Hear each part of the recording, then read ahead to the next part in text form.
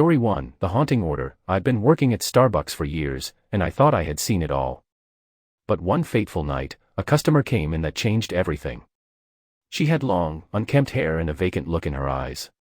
She shuffled up to the counter and placed her order with a chilling calmness.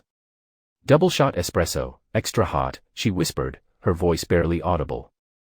I made her drink, feeling a shiver crawl up my spine as I handed it to her. She took a slow sip, her eyes never leaving mine. Suddenly, she dropped the cup, shattering it on the floor. The liquid pooled around her feet, but she didn't flinch. "I told them not to put any foam," she said, her voice growing louder. "Now, they'll all pay." With that, she turned and left, leaving me stunned and bewildered. The next day, I heard the news. A Starbucks just a few miles away had caught fire, starting from a small electrical fault in the espresso machine. No one was hurt, but the building was reduced to ashes. To this day, I can't help but wonder if that customer had something to do with it. Was she a harbinger of doom, punishing those who didn't meet her exacting standards? Or was it just a coincidence? Either way, I'll never forget that haunting order. Story 2: The Cursed Cup. It was a slow day at Starbucks, and I was cleaning the counters when a man walked in. He wore a black suit that seemed out of place in the casual coffee shop. As he approached, I noticed his eyes were a piercing shade of red. "I need a cup of coffee," he demanded, his voice commanding and icy. I nodded nervously and prepared his order. But as I handed him the steaming cup, our fingers brushed, and I felt a jolt of electricity pass through me. The man's eyes widened, and a wicked smile spread across his face. "Thank you," he whispered, taking a sip and vanishing in a cloud of smoke. That night, I couldn't sleep. Strange visions danced in my mind, twisted and nightmarish. I dreamt of the man, his red eyes burning into my soul. When I woke up, I noticed a mark on my wrist, a symbol etched into my skin. From that day forward, I couldn't escape the feeling of being watched. The walls seemed to close in, and shadows whispered in the corners of my vision.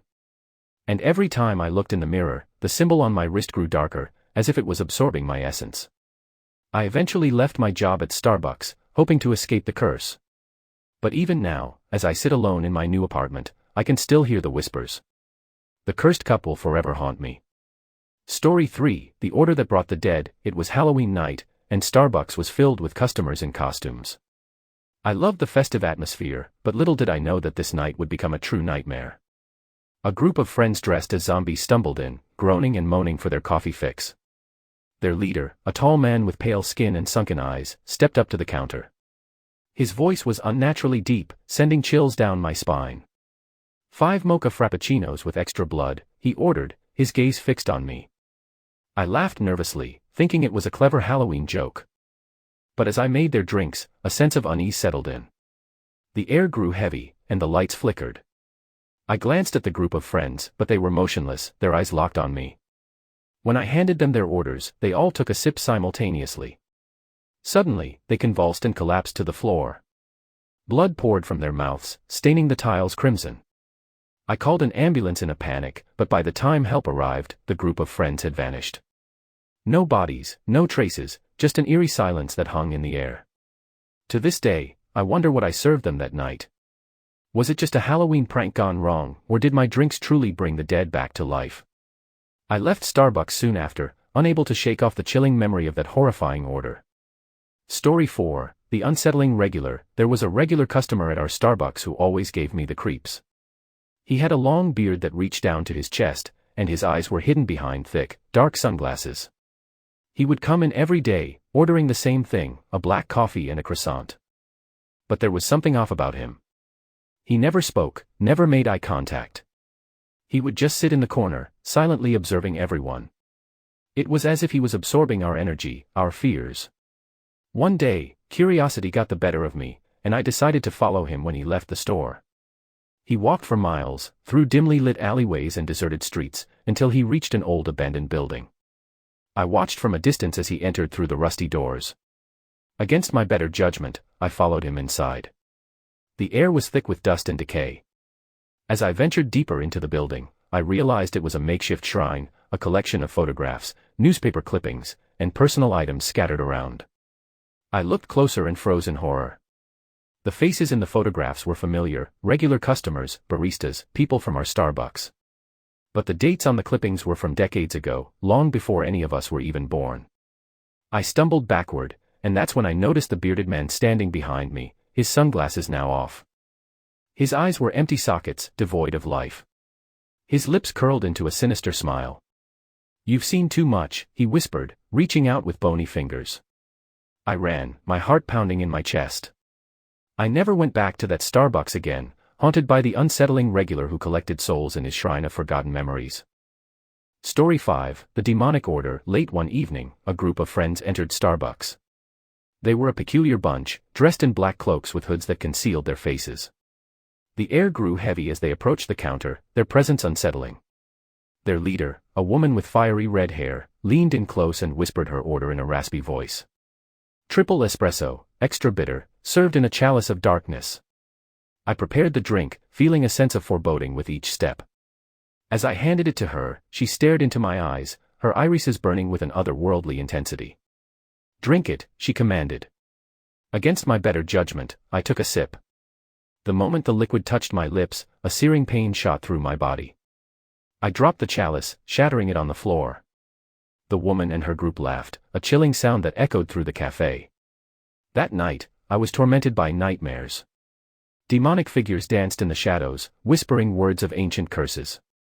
I woke up with a start, gasping for air, only to find the red-haired woman standing at the foot of my bed, her eyes glowing with malevolence.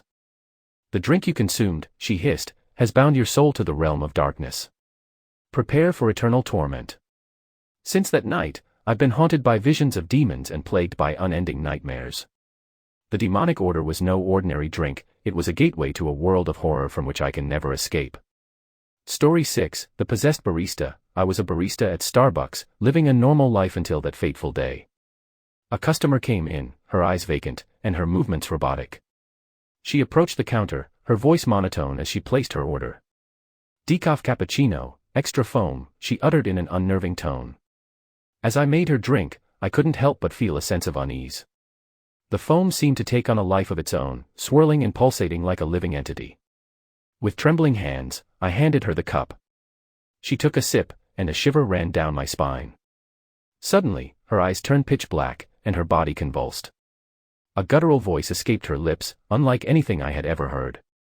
"I am the drinker of souls," the voice growled. "Your body is now mine." The possessed barista lunged at me, her hands gripping my throat with an otherworldly strength. Darkness consumed my vision as I struggled for breath. I felt a presence invade my mind, my thoughts no longer my own. Days turned into weeks, and I became a vessel for the demonic force that had possessed me. I watched helplessly as I tormented customers, turning their innocent coffee orders into cups of horror. Their screams were my symphony, their fear my sustenance. But deep down, a sliver of my former self fought to regain control. I knew that if I didn't break free from the demonic grip, I would be lost forever. With every ounce of willpower, I resisted the dark forces, clawing my way back to the surface. The battle between good and evil raged within me, until finally, I exorcised the demon that had taken over my body.